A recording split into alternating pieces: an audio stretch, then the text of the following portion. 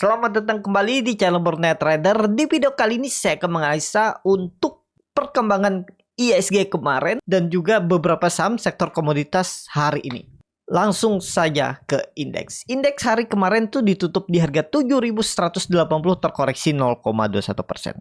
Dan transaksi kemarin sangat sepi ya, 8,64 triliun dan langsung saja ke teknikalnya. Sebenarnya koreksi biasa. Kemarin sentimen pemotongan suku bunga nggak terlalu berdampak. Kenapa? Karena juga ya BI menahan suku bunga, nggak jadi diturunkan. Jadi suku bunga masih ditahan. Untuk ekonomi juga ya menurut saya sih masih aman-aman aja lah ya. Jadi untuk IHSG hari ini kita lihat dulu hari ini.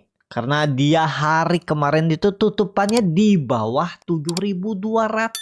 Kemarin bisa mampu tutup di atas 7.200 dan tutupannya juga masih di bawah 7.200. Ya pokoknya gini aja untuk IHSG, hati-hati kalau dia jebol 71 berapa nih? 7140, 7150 itu ya udah peluang besar 7.000 dulu. Ya habis itu bangkit mudah-mudahan minggu depan. Tapi kalau minggu ini sudah kembali ke atas 7.200, apalagi kalau bisa tembus 7.300, 2 hari perdagangan minggu ini cukup menarik ya. Apakah nanti walaupun belum pasti bisa jadi pola international shoulder. Minggu ini coba menembus tapi gagal. Terus minggu depan saya twist di bawah 7.300 terus rebound ya. Kita lihat dulu. Yang penting hari ini jangan jebol 7150. Itu aja untuk IHSG. Selanjut saham pertama. Ada Medco yang ditutup menguat 4,58% ke harga 1140. Asing net buy. Kalau dilihat dari broker summary-nya Medco ada akumulasi walaupun tipis. Langsung saja ke tekniknya cukup aman. Kenapa? Karena dia kembali ke atas 1100. Mudah-mudahan ini dipertahankan. Coba kita gambar ya. 1100 ya harusnya aman. Karena waktu itu dulu juga 2024 ini bottom. Memang dia membentuk bottom baru, low baru dari 2024 Februari. Tapi dia langsung rejection. Aman nggak? Aman walaupun volume nggak kuat, MACD masih ke bawah. Pokoknya kuncinya kalau sampai dia jebol lagi ya udahlah. Selamat, bisa potensi 1980 lagi. Kalau mau bertahan nggak boleh turun ya 2 hari ke depan di bawah 1100. Itu aja kunci Medco, nggak usah panjang lebar. Jadi kalau Bapak Ibu mau berspekulasi buy, siap nggak kalau mau pakai stop loss di bawah 1100, di bawah 1090. Kalau siap ya udah. Yang penting sudah tahu ini level yang harus dijaga. Kalau nggak dijaga ya berpeluang turun 1000. Itu aja. Mudah-mudahan naik nggak? Mudah-mudahan ya. Harga oil semalam menguat tipis ya, apa koreksi tipis tuh. Kita lihat lah. Untuk Medco. Lanjut, Elsa yang ditutup DG 454 menguat 1,3%. Asing net sell.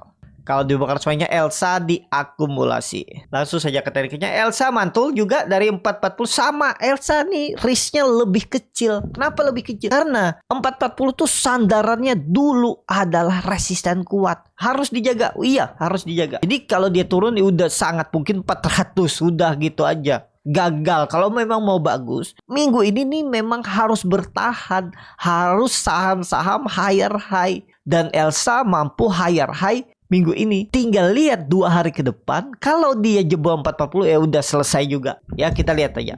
Kalau benar ya siap-siap bangkit lah akhir bulan ini ya. Itu aja untuk Elsa. Lanjut, Pegas yang ditutup DG 1490 terkoreksi 0,9%. Asing net buy. Kalau dibongkar semuanya Pegas diakumulasi walaupun tipis. Secara teknikal Pegas yang masih bagus. Ini ya sebenarnya risknya Pegas tuh tipis. Bapak Ibu pakai aja support. Ini kan kemarin hari Senin ya dia membentuk low baru. Itu aja kuncinya. Atau support minornya 1480. Ini toleransi, anggap aja ada resisten minor 1500 ya. Ini juga resisten minor. Nah kalau dia false break jebol lagi 1470, buang aja. Mungkin 2%, 2,5% lah koreksi, buang. Minggu hari ini dan besok harus tembus 1500. Kalau tembus aman nggak? Coba kita lihat time frame weekly-nya biar mengkonfirmasi.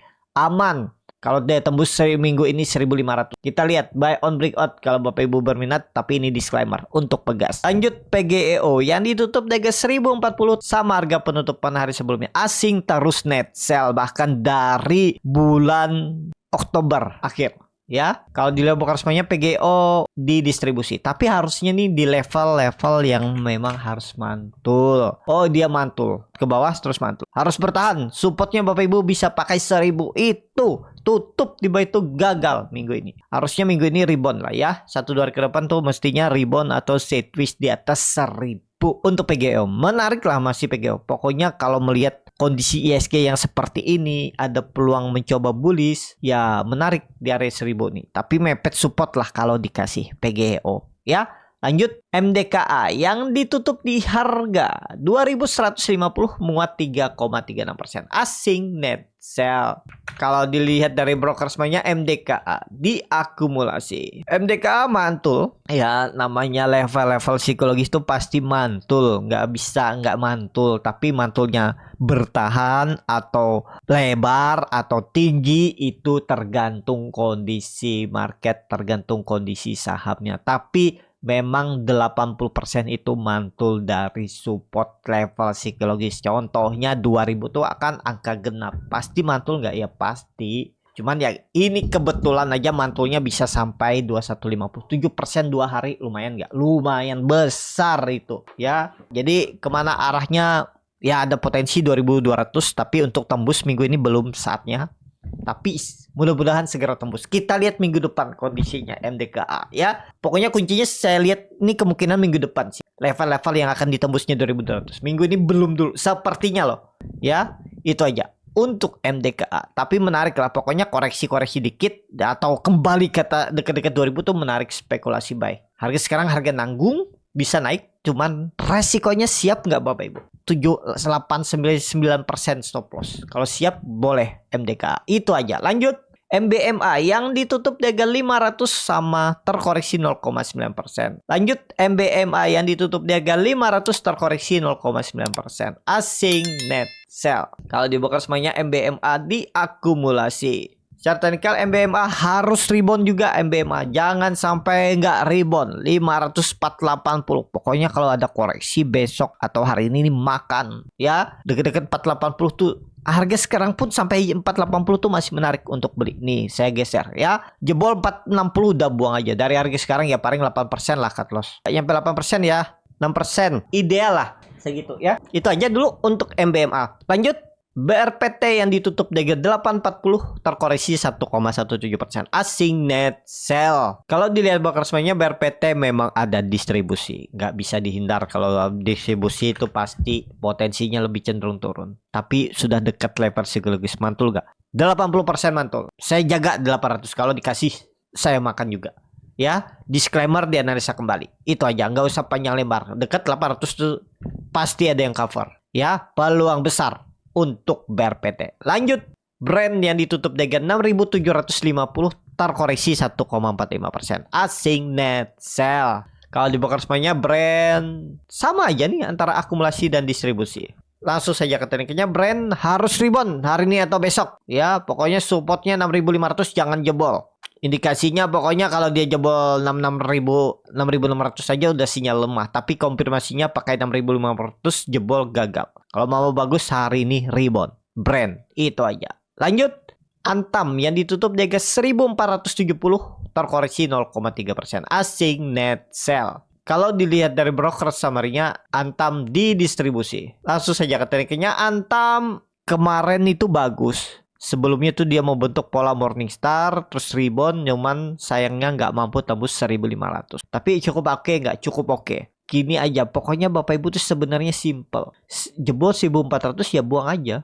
Kalau Bapak Ibu tren jangka pendek, kalau minat beli harga agak nanggung sekarang ya. Katosnya berapa? 5% lah. Nah 5,5% ya silakan. Targetnya kemana? Jangan pendek-pendek. Kalau dia tembus 1.500 minggu depan sampai awal Desember tuh peluang besar 1.700. Pokoknya level psikologisnya tuh 1.500 nih tutup aja nih. 1.600 gak perlu. Pokoknya 1.500 nih tembus minggu ini. Kalaupun minggu depan ya gak masalah. Yang penting di atas 1.500 siap-siap sampai awal Desember 1.700. Tembus itu uptrend untuk Antam. Ya masih sama. Target saya Antam mudah-mudahan bisa 1.800 sampai 2.000. Itu aja untuk Antam. Lanjut. Inco yang ditutup di harga 3.720 menguat 0,26%. Asing net sell. Kalau dibongkar semuanya Inco didistribusi. Inco masih tertekan, cuman mulai sideways, belum mampu naik juga karena masih ada seller seperti tadi terlihat dari broker summary-nya.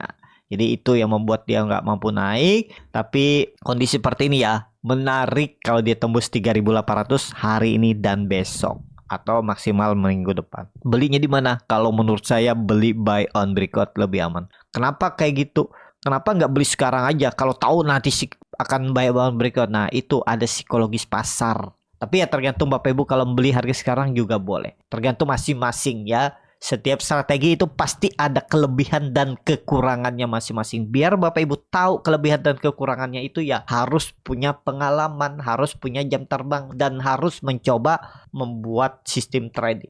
Itu aja untuk Inco 3.800 tembus menarik. Lanjut TINS yang ditutup di harga 1.325 terkoreksi 1,48%. Asing net sell. Kalau dibuka semuanya TINS ada akumulasi walaupun tipis. Secara tadikal TINS 1.300 harus dijaga nggak? Mudah-mudahan dijaga ya. Ini nih level psikologis juga, walaupun ya kalau ditarik lebih panjang tuh ada support kuatnya 1.200. Tapi harusnya minggu ini nggak turun di bawah 1.300.